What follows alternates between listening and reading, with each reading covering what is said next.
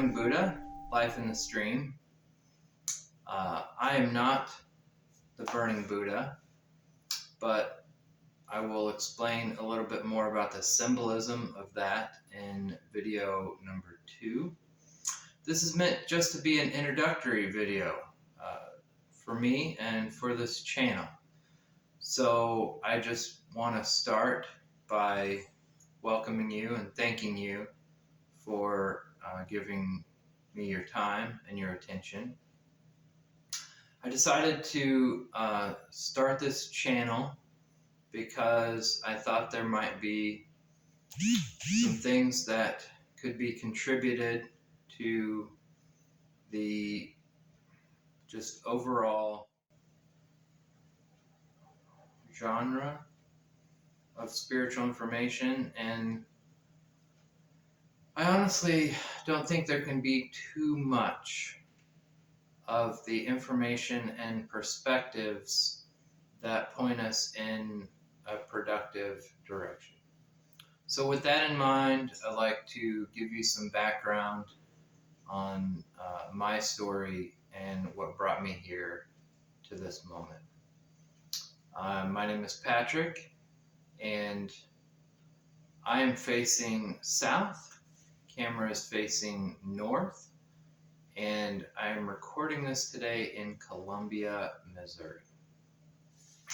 I became a stream enterer in about May of 2022. And I'll explain more about that in just a moment, but first I want to back up and tell a little bit more about what brought me to that point. I had an acute spiritual awakening in January of 2016. This was after some significant changes in my life, and mainly around like work and career, but things that you internalize. I internalized, and they became very personal to me. And I found myself in a position where I just kind of ran out of work. I thought I was moving to a new city, so I told people I was leaving, and then things didn't work out, and I was back in central Missouri and didn't have anything to do. So I let myself just kind of fall into an absorption of information, and it happened to be kind of I don't even know what to call it. Broadly, some people call it conspiracy, but it was just lore. It was all of the kind of different aspects of lore that we have available to us and are kind of whispered in the corners of our society. And it was things that I had maybe researched in high school or when I was younger.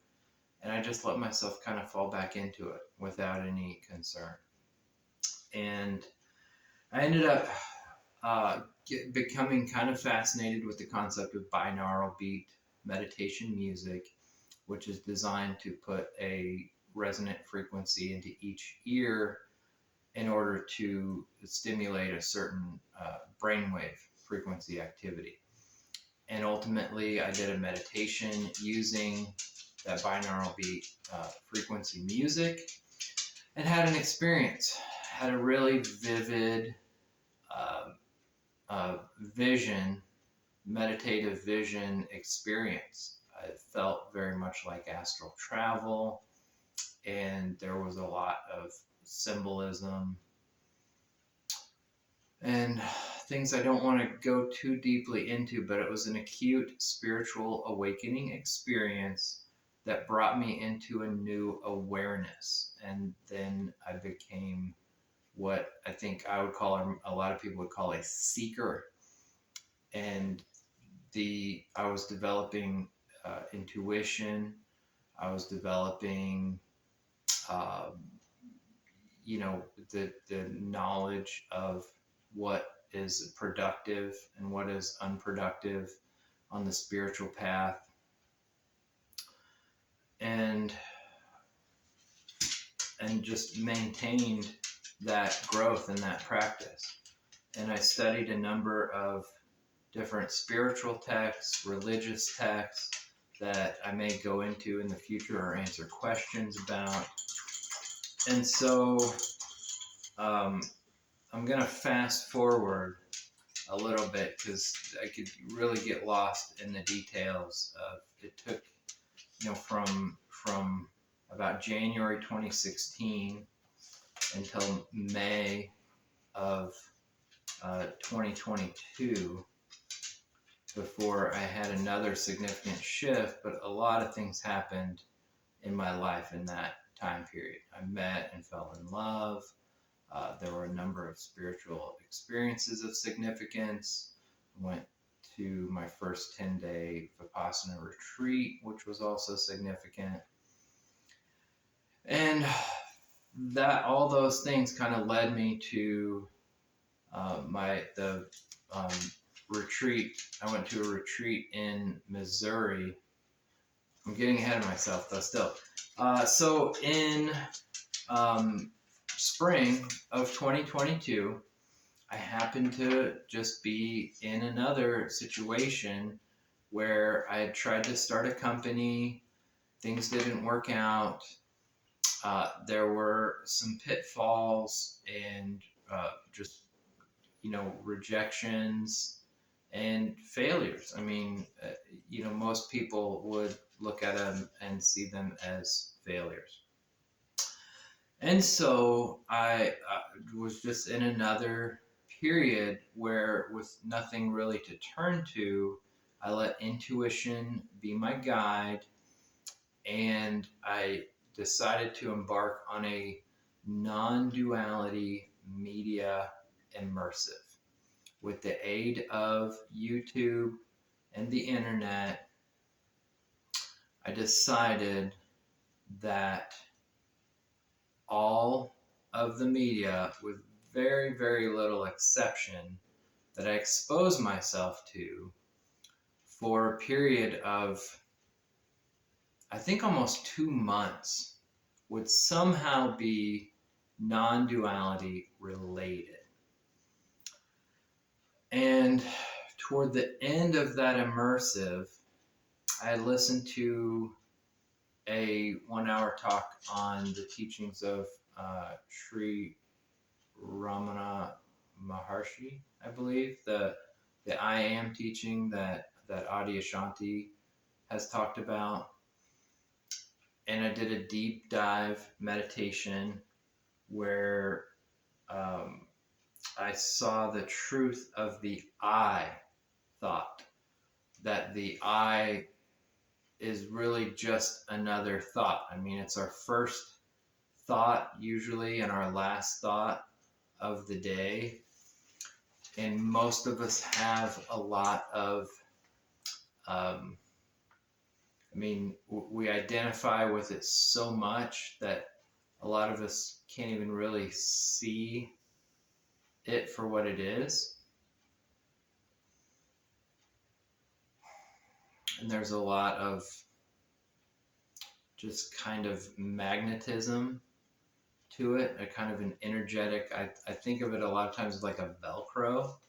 It's like a psychic Velcro that we don't even really kind of see or understand until we try to get like really meta with this type of practice. And I watched it. I watched the I arise from the unconscious. I observed it. It tried to evade awareness like a butterfly or like a hummingbird. It was a very interesting experience. And I observed it and I stayed with the observation, and it wanted to attach to things. That a lot of people talk about the I am, and it wanted some kind of what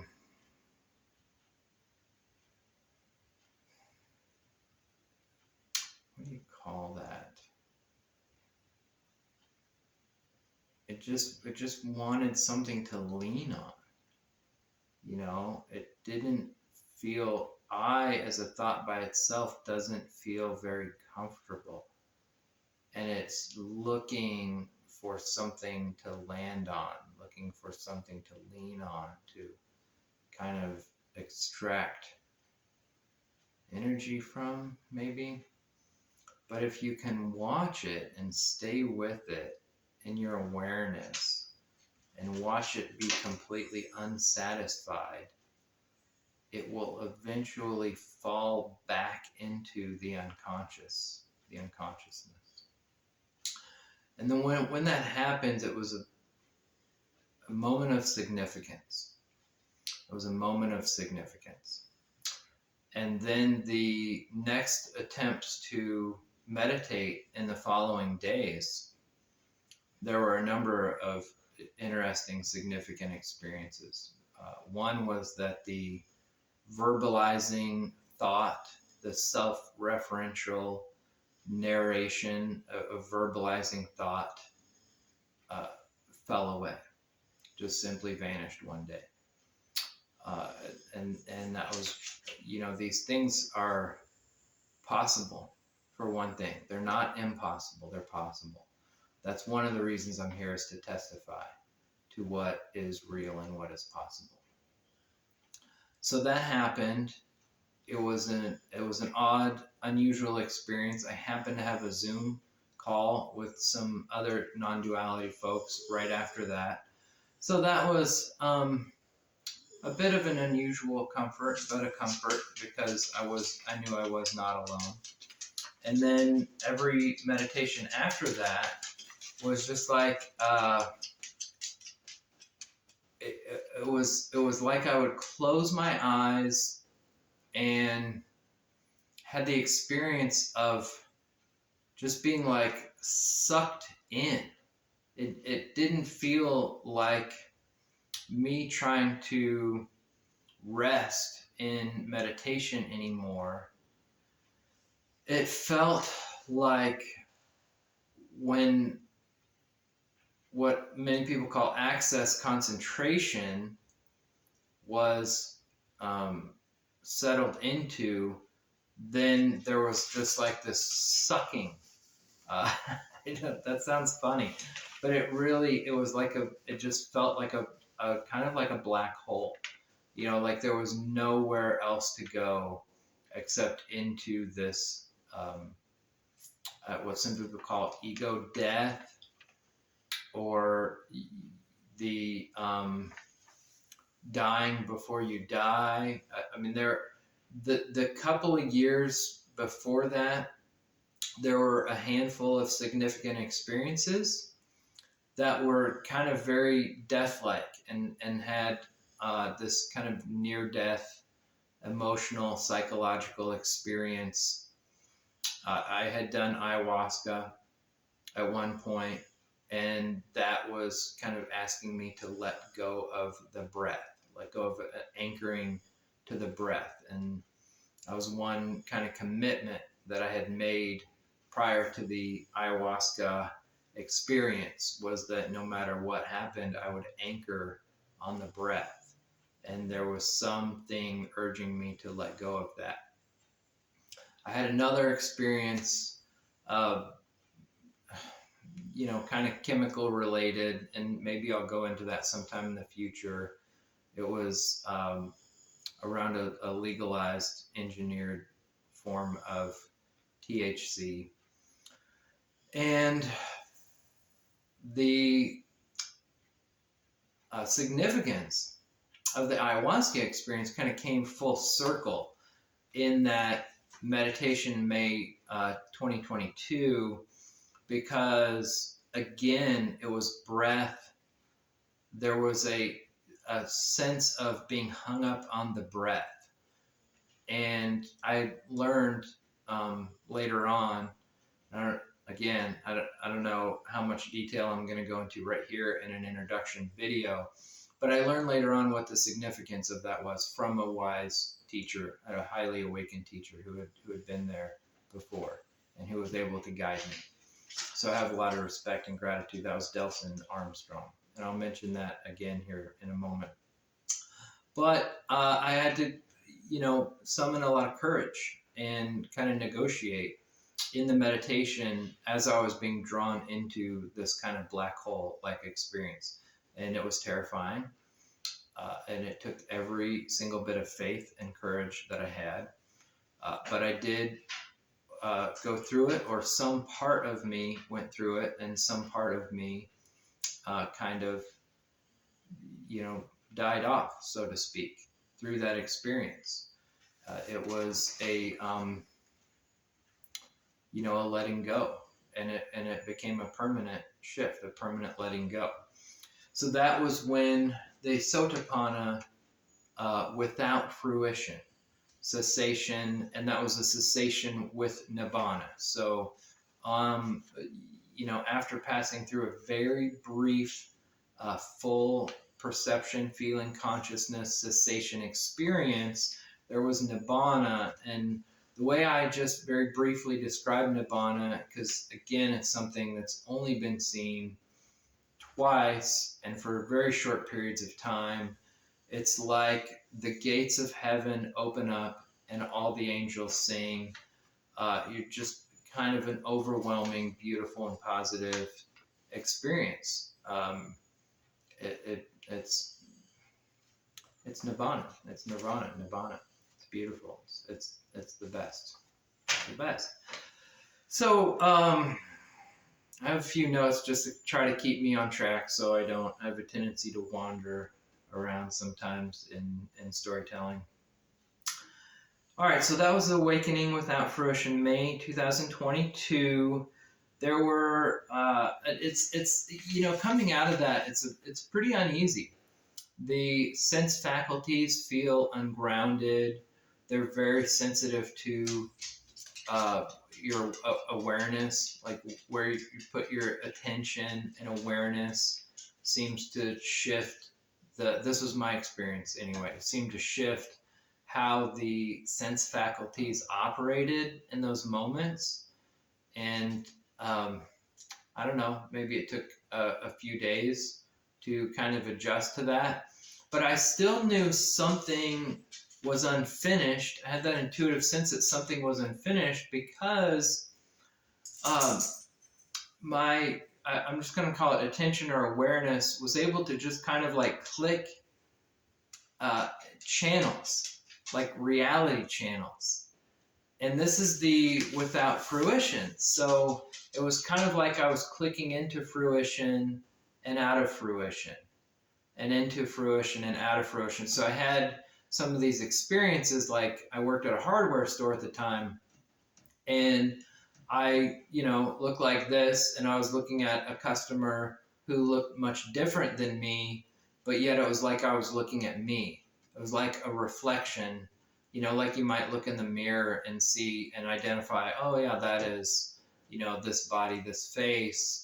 Well, I was looking at that reflection and I was like, oh, that's this body, this face, even though I knew that body, that face was much different than this body, that face, this face. And it just cracked me up.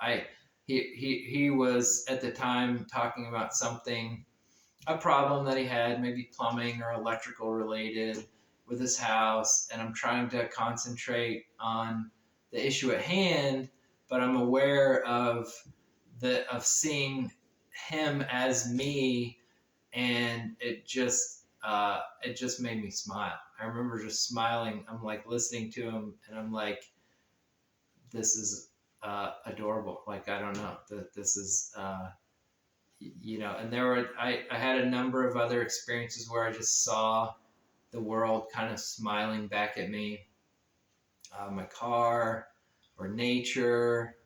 And like Adi Ashanti mentioned about the toilet, you see the toilet smiling. It's funny because we don't maybe see it self in the toilet, but it's like the lid was like a big smile, and then the two hinge bolts were like eyes, and so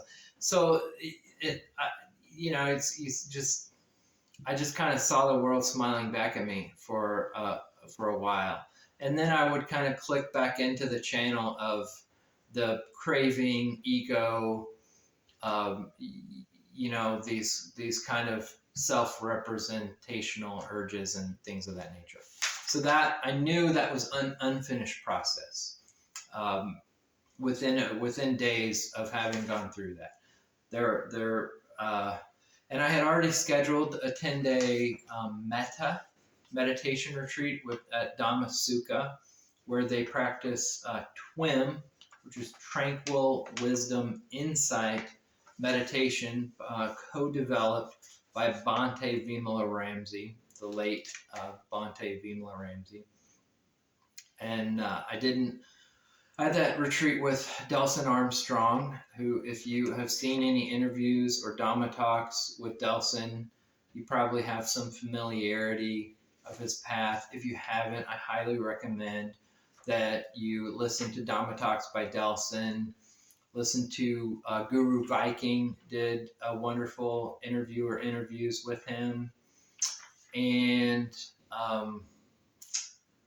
who is now Metananda. He has done what is that? Mind. Oof. If I can come up with it, I'll link some good interviews with Delson down in the description so that people can go take a look, because I would highly encourage you to do that. At any time, ever, I want to be clear that the possibility for wisdom here may be about equal to the possibility for ignorance. I speak with confidence, especially as to the path and what I've seen, what I've been through, what I've experienced, but I definitely want to be clear that I defer the full wisdom to those who are fully awakened on the path, and of course the teachings of the Buddha himself through works like the Majjhima Nikaya, which I read, and which I also highly recommend. Okay, but I went to Dhamma Sukha. I did a 10-day retreat with Delson. Basically had the second cessation experience on the 10-day Dhamma Sukha retreat. That was June 2022, and it was great. I mean, it was a really great experience. It's work. Like there's a reason that there's an eightfold path, and the right effort is part of the eightfold path, because this is it can be fun, right? Meditation can be fun, can be enjoyable. Mindfulness can be fun, can be enjoyable. It is neat to see how a life shifts and how new friends develop and how things converge around wholesome action, feel-good actions and activities. And it's neat to have this kind of success in meditation that was talked about in the Buddha's teachings 2,500 years ago and used to wake up a large number of people in India. It's neat to feel like you have relatability to those teachings and to that time period and to those amazing people. And there have been a lot of amazing people since then who have been torchbearers, and that is the Sangha, whether they were monastic or just followed the Dhamma. That is considered to be the Sangha. And okay, getting off track. So this is why I have notes. Keep me on track. Talked about June. Got to May. Got to June. Dhamma Sukha is in southeast Missouri. It's near Annapolis, Missouri, and it's Dhamma Sukha Meditation Center, dsmc.org. You can look it up. 10-day retreats are available. They do have a limited schedule, but it is a wonderful place to retreat. It's beautiful. It sits in these naturally occurring granite mountains in southeast Missouri. So it's like the whole thing is kind of on a crystal mountain, if you like that sort of thing. It's really beautiful. There are bugs, but there aren't many mosquitoes, which is kind of mysterious, but there are still a few bugs. Okay, so that's June 2022. I will talk more about that, and I may even write a book about that experience because there was a lot that happened there, and I like to kind of break things down for their significance. But those are some of the highlights of my path, my awakening path, and what I'm here to just open up and share about. I'm here to create an open, unguarded question forum as one avenue. Ultimately, I'd kind of like to create 2 videos a week, one just being a Q&A video, where if you want to email in for privacy or put a question in the comments, I'll select some questions and maybe do like a 15-minute Q&A video where I just talk about answering your questions, your concerns, whatever they may be. I'd like it to be fairly unguarded, unfiltered, just very grounded and relatable. I mean, personal. I will share personal stories, personal details, and personal insights of, how things have unfolded and how they've occurred.